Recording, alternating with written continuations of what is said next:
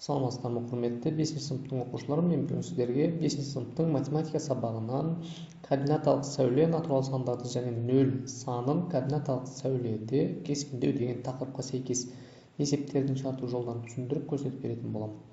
Негізі бұл тақырыптың бір кішкене кіріспе ретінде түсіндіріп өтсем, тақырыпты мына есеппен түсіндіретін болсақ, есепте, яғни мына сурет берілген, 1-1 деген сурет беріліп тұр. Ит мысықты көріп қуа жөнелді дейді. Мысық одан 7 метр секунд жылдамдықпен қашса, ит оны 10 метр секунд жылдамдықпен қуды. Қанша уақытта ит мысықты қуып жетеді дейді. Яғни біз мына берілген координата сәулесін танысып алғанбыз. Негізі төменгі сыныптарда координата сәулесі не екенін білеміз. Басталатын нүктесі бар және оңға қарай сызылып кете беретін шексіз бір түзу сызық. Яғни бастауыш нөл нүктесі анықталған. Мына жерде нөл нүктесі көрсетіліп тұр. Осыдан оңға қарай созылып кете береді шексіз. Және ол координата сәулесі бірдей бірлік кесінділермен бөлінген. Мысалы мынау 1, 2, 3 тағы солай кете берген. Ит, яғни 1 секундта 4 метр жолды басып өтеді екен. 1 секундта, міне. Мысық одан 7 метр секунд жылдамдықпен қаша жөнеледі екен. Мына жерде тұр мысық, ал ит қай жерде тұр? Мына жерден басталып тұр иттің жүретін жолы. Демек, әрбір мына сызықты, яғни мына бірлік кесіндені біз 1 метр деп қарастырамыз. 1, 2, 3, 4, 5, 6, 7, 8, 9, 10, 11, 12. Яғни ит пен мысықтың арасында 12 метр бар екен, арақашықтық. Яғни мына координата сәулесінен анықтап алдық. Мына 4 бірлік кесіндісін 4 метр деп көрсеткен ғой, сол жерден анықтап алдық біз. Барлығы бірдей кесінділерге бөлініп шыққан. Енді ит, яғни 1 секіргенде, яғни секундына, яғни 10 метр жылдамдықпен жүреді екен. 1 деген уақытта 10 метр жол жүріп қояды екен. Мысық 1 деген кезде 7 метр жылдамдықпен жол жүреді екен. Демек, 1 деген кезде 10 метр жол жүреді ит, ал мысық 7 метр жол жүреді. Демек, ит мысыққа әр секунд сайын 3 метрге жақындап барады. Яғни 10-нан 7-ні азайтқан кезде шығады ғой. Әр секундта, яғни 1 секундта 3 метрге жақындайды екен. 1 секундта 3 метрге жақындаса, 12 метрді қанша секундта қуып жетіп алады? Ол үшін 12-ні бөлеміз 3-ге. Сонда шығады 4. Яғни 4 секундта. 4 секундта ит мысықты қуып жетеді екен. Яғни мына координата сәулесінің көмегімен біз мына есепті шығардық. Сызба арқылы. Ал енді мына жерде кішкене бір ереже берілген. Сол ережемен танысып шығамыз. Ұзындығы бірлік ретінде алынған кесіндіні бірлік кесінді деп айтылады дейді. Яғни міне аралықтары бірдей болатын, мына ұзындықтары бірдей болатын кесінділерді біз бірлік кесінді деп айтады екенбіз. Бірлік ретінде қарастырылатын осы кесінділер. Яғни мына 0-ден 1-ге дейін, 1-ден 2-ге дейін, 2-ден 3-ге дейін арақашықтық бірдей болса, бірдей болатын бірліктерді бірлік кесінді деп қарастырады екенбіз.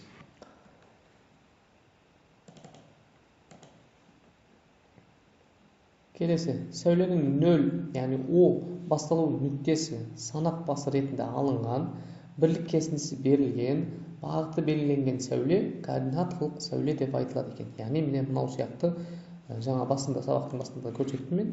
Яғни координаталық сәуле дегеніміз 0, О деген, яғни О немесе 0 деген басталу нүктесі бар, оның басталу нүктесі бар және бірлік кесіндісі берілген, бірлік кесінді дегеніміз міне 1 дегеніміз осындай.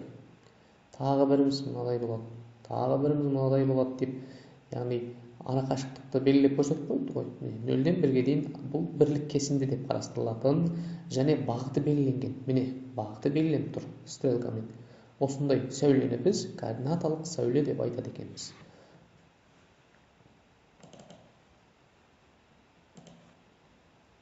Координаталық сәуледегі берілген нүктеге сәйкес сан осы нүктенің координатасы деп айтылады. Яғни оқушылар осы жерде бір кішкене қарап танысып алайық. Координата сәулесінде берілген нүктеге сәйкес келетін сан нүкте координатасы деп айтылады. Яғни мына жерде А деп қойсақ, мынау 2 болсын b деп қоямыз. Мынау 3 болсын s деп қоямыз. Мынау 4 d деп қояйық. Яғни a нүктесінің, мынау a дегеніміз мына жерде берілген координата сәулесінің бойында орналасқан нүктенің атауы a. Міне a нүктесінің координатасы деп, бірді айтамыз. Яғни осы a нүктесіне сәйкес келетін сан не деп айтылады екен? Нүктенің координатасы деп айтылады екен. Яғни нүктенің координатасы деп қарастырады екенбіз. b нүктесінің координатасы 2-ге тең, d нүктесінің координатасы 4-ге тең. Яғни осылай жақшаның ішінде жазылады. Түсінікті ғой. Енді соған сәйкес есепте шығаратын боламыз. 19-ші есептен бастаймыз. Координаталық сәуледе ABS және D нүктелеріне қандай сандар сәйкес келеді? ABS және D нүктелерін координаталарымен жазыңдар дейді. Яғни координаталарымен жазып шығамыз. Бірлік кесінділер берілген. 0-ден мына жерге дейін 1 екен. Демек, мына 1-ден A-ға дейін 2 болады. Бұл нүктеден мына нүктеге дейін 3, мына жер 4, мынау 5, яғни барлығының арасы бірдей арақашықтықта болып тұр. Оны біз бірдей бірлік кесінді деп қарастырамыз және бір-бірге артып барады. 5, мынау 6, мынау 7, мынау 8 болды. Демек, O нүктесінің координатасы, мына жерге жазайын. O нүктесінің координатасы 0. Міне, O нүктесі мынау. O нүктесі жоғарыда тұр. Атауы, яғни нүкте мына жерде тұр ғой. Оның координатасы астында жазылған 0. Ал A нүктесінің координатасы 2-ге тең. A 2-ге тең. B 4-ге тең. B нүктесінің координатасы 4-ге тең. S нүктесінің координатасы 5-ге тең. 5. D нүктесінің координатасы 7-ге тең. 7 болды. Бұл жерде берілген нүктелер. Енді қараңдар, мына жерде мына жерден мына жерге дейінгі арақашықтық 5 бірлік кесіндіге тең екен. Демек, мына арақашықтық тағы 5-ге тең. Демек, 5-ге 5-ті қоссақ 10. Мынадан мынаған дейін арақашықтық тағы 5-ге тең. 10-ға 5-ті қоссақ 15 шығады. Мына нүктеден мына нүктеге дейін тағы 5 арақашықтық 5 бірлік кесіндіге тең. Ол 20 болады. Мына 15-ге 5-ті қосамыз. Дәл солай 5 қосылады 25. Мынау 30 болады, мынау 35 болады, мынау 40 болады. Енді O нүктесінің координатасы 0-ге тең. Бұл жерде де A нүктесінің координатасы 5-ге тең, B нүктесінің координатасы 15-ге тең, S нүктесінің координатасы 25-ге тең, D нүктесінің координатасы 40-ға тең. Түсінікті ғой. Яғни координатаға сәйкес осылай беріледі екен. Ал енді 20-ші есепте былай дейді. Бірлік кесіндісі ретінде ұзындығы 1 см кесіндіні алып.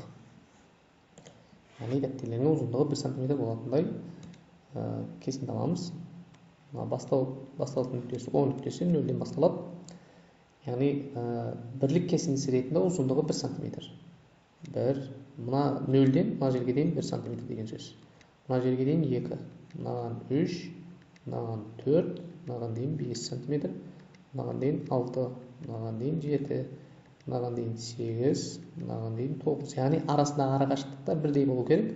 Сендер тор көз, яғни дәптердің ішінде орындайтын болсаңдар, 2 тор көзді 1 см деп қарастыруларыңа болады.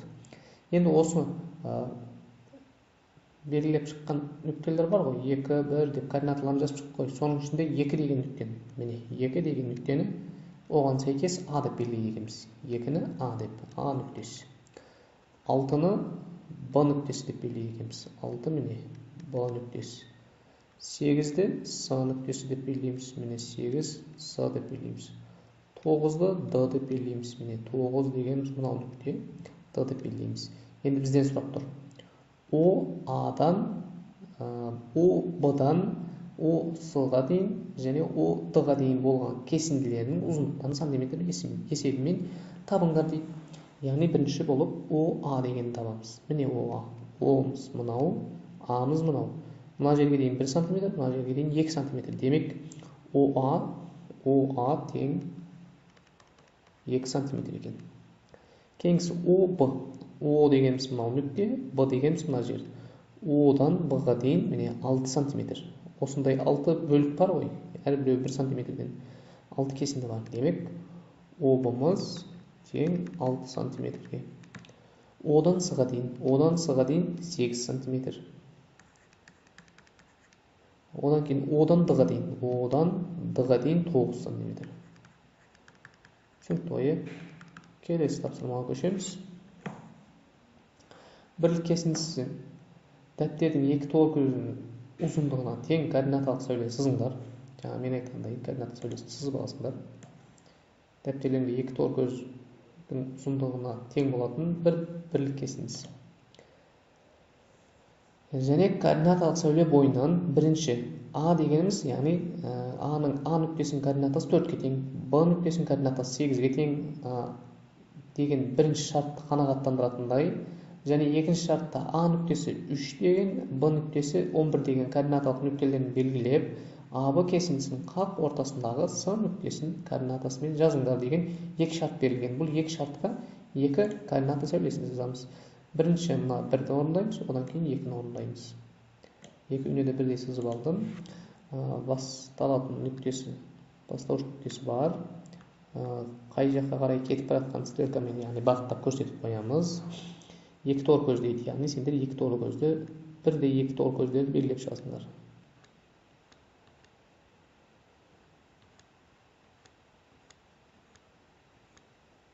Міне, енді бізде айтып тұр.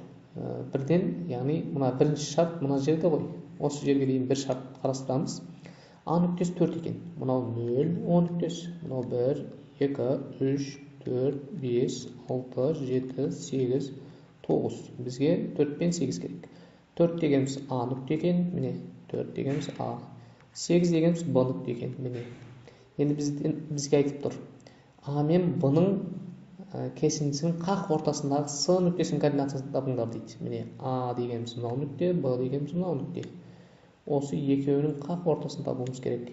Мына жерде 1, 2, 3, 4, яғни 4 дана кесінді бар. Бірдей тең. Демек, 4 кесіндіні тең 2-ге бөлсек, 2 кесінді шығады. Демек, 1, 2 кесіндіден кейін, яғни мына нүктені белгілейміз. Қақ ортасы осы болады. Бұл нүкте, яғни координатасы 6-ға тең. Бұл нүктенің атауы С. Демек, бұны анықтау үшін алгебралық жолмен анықтаймыз.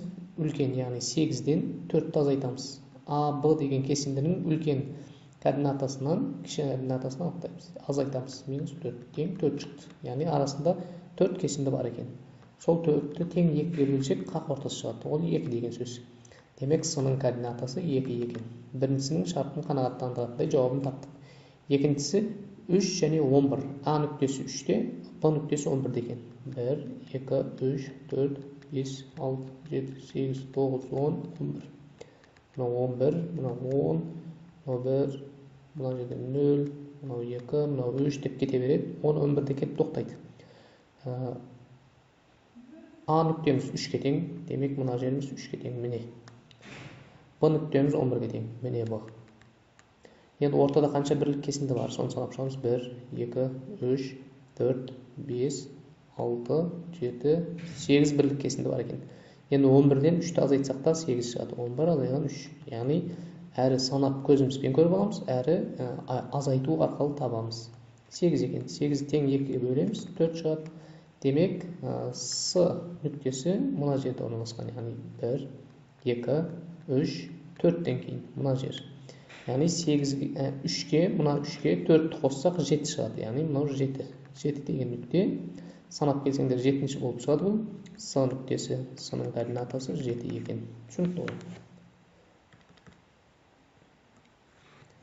Келесі 22-ші есеп, логикалық есеп. Табақшалы таразы мен кір тастарын пайдаланбай 12 кг қантты қалайша массалары 9 кг және 3 кг болатындай бөліктерге бөлуге болады. Яғни 12 кг қантты қалай бөлуге болады, соны сұрап тұр.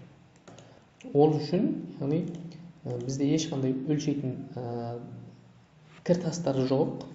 Табақшалы таразы дегеніміз мынадай таразы ғой. Көргенсіңдер ғой. Яғни мына жерде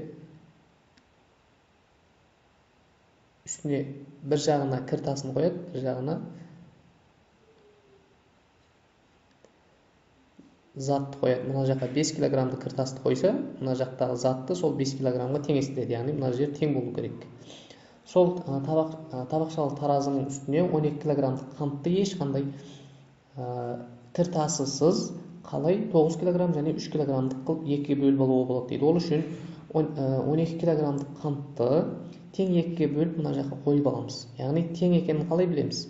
Мына жаққа бір ыдысқа 12 кг қантты толығымен саламыз. Сосын ол қанттан мына жаққа жай алып салып отырамыз. Мына жаққа салып толтырып, мына жаққа толтыра береміз. Мына көп болған кезде табақшалы таразы басып тұрады ғой. Бұл теңдей болған кезде мына ортасы тең болады. Соған дейін мына жақтан мына екіншісіне алып салып отырамыз. Екеуі тең болған кезде тоқтатамыз. Яғни алып салып тоқтатамыз. Мына ыдыста да мына ыдыс пен мына ыдыста теңдей қанттар болады. Яғни мына жерде 12 кг қант бар еді ғой. Оны мына жаққа алып отырып, салып отыру арқылы мына таразды пайдаланып тең болған кезде тоқтаттық. Яғни қанша килограмм болғанда тоқтаймыз? Екеуінде де 6 килограммнан болады. Екеуінде де бірдей 6 килограмм болады. Сосын бұл екі ыдысты алып тастаймыз да жаңадан екі ыдыс қоямыз. Екі ыдысқа жаңағы 6 килограммдық, мына жерде екі ыдысты шығарып қойдық қой, 6 килограммдық. Сол екі ыдысты енді екінші екі табақшаға салу арқылы мына жерде 6, мына жерде де 6 килограммдық екі ыдыста қант бар. Енді мына жерде тағы бір, мына жерде тағы бір ыдысты қоямыз. Мына 6 килограммдық қантты келіп мына біреуіне саламыз және мына біреуіне саламыз. Екеуін теңдей орналастырамыз. Яғни бір-бірінен алып салу арқылы теңестіреміз. Сол кезде мынада 3 килограмм, мынада 3 килограмм болады. Мына 6 килограмм аяқ, яғни болып осы жерге құйып тастадық. Демек, мына жерден, яғни таразының мына көздері теңескен кезде бұл 3 килограмм, 3 килограмм болатынын білеміз. Мына табақшадағы 3 килограммды мына 6-ға қосамыз. Мына табақшада 6 килограмм бар ғой, соған қосамыз. Сонда 6 қосу 3 тең 9 болады. Ал мына біреуінде 3 килограмм бар, яғни 3 килограммдық және 9 килограммдық қант шығарып алдық. Келесі, Алдар көсе 80 метр минут жылдамдықпен Шығайбайдың үйіне келе жатыр. Координаталық сәуледе Шығайбайдың үйі А нүктесімен кескінделген, ондағы бірлік кесінді 40 метрге сәйкес. Міне.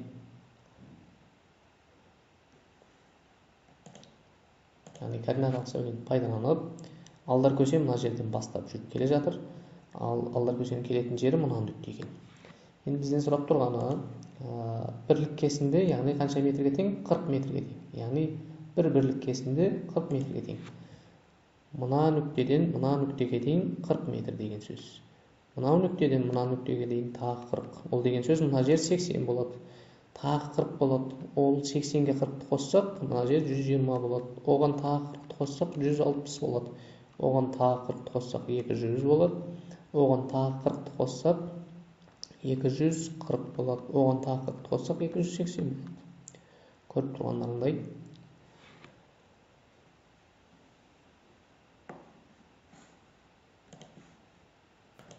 Ал енді түсіндіңдер ғой, осы жерден, яғни Алдар көседен Шығайбайға дейін, мына А нүктесіне дейін 280 метр жол бар екен. Енді олардың бізден сұрап тұр.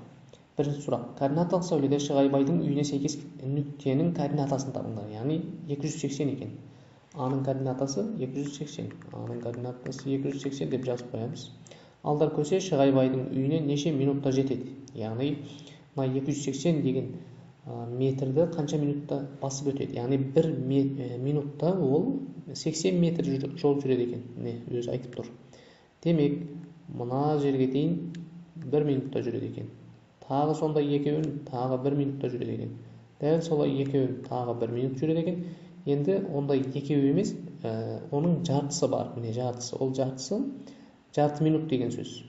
Яғни 1 минут емес, жарты минут шығады. Демек, мынау 1 минут, мынау 1 минут, мынау тағы жарты минут. Сонда 3 минут, яғни 3,5 минут болады. 3 минут 30 секунд деп аламыз.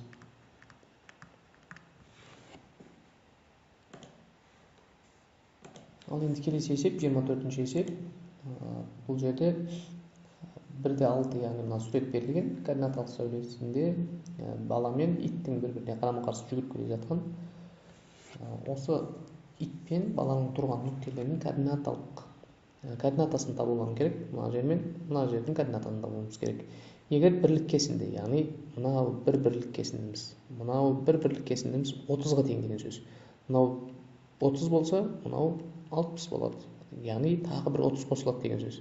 Одан кейінгі мынау нүкте тағы 30 қосылады, 90 болады. Мынау қанша болады? 90-ға тағы 30 қоссақ 120 болады. Мынау 150 болады.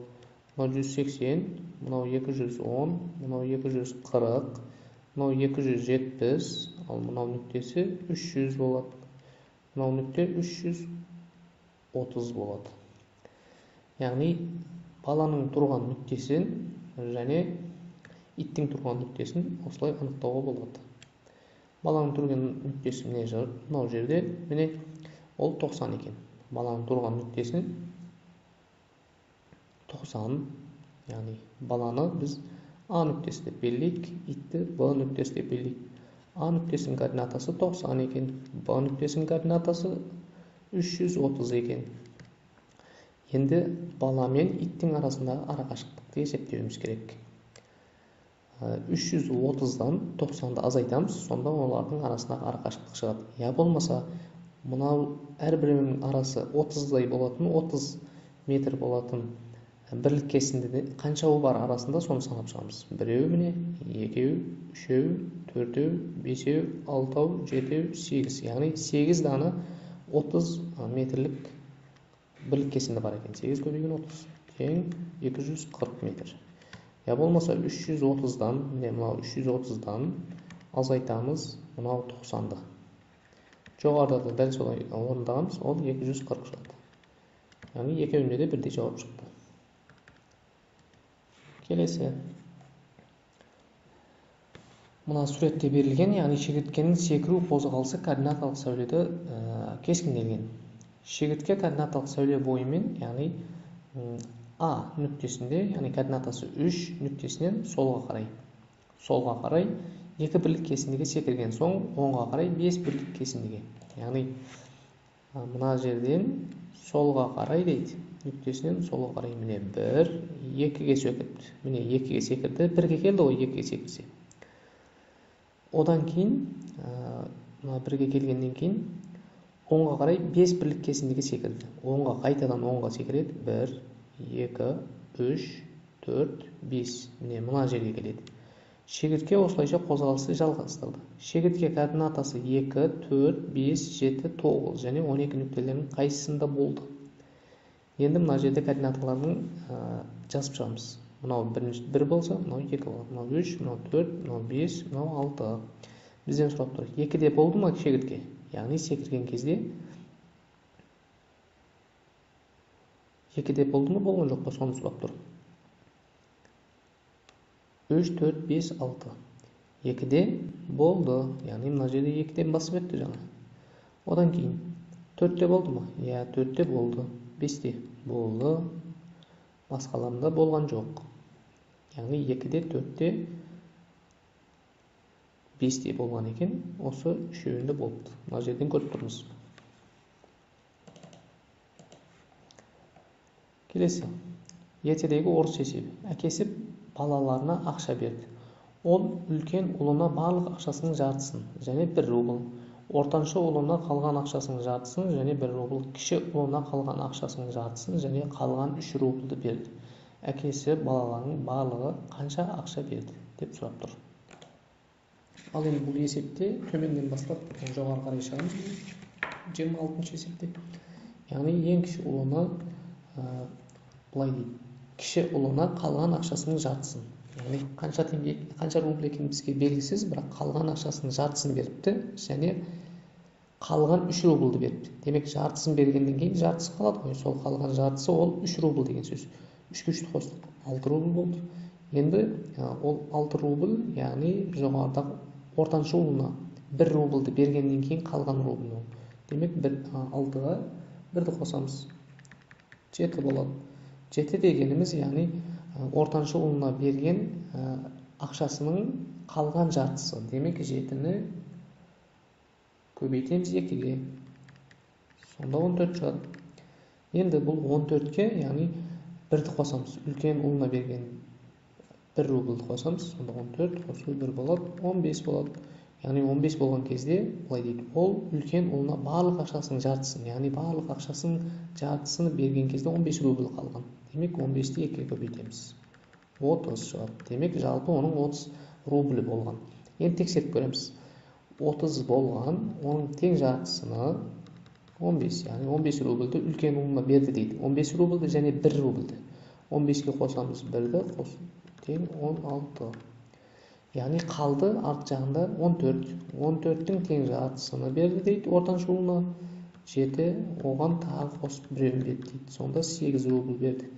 7-тен біреуін алып тастадық, 6 рубль қалды. 6-ның тең жартысını берді дейді. Оны 3 және қалған жартысын берді дейді. Яғни 3 қосу 3 болды, тең 6. Ең кішкентайына 6 рубль тиген. Түсінікті, барлығын қоссақ 30 болады.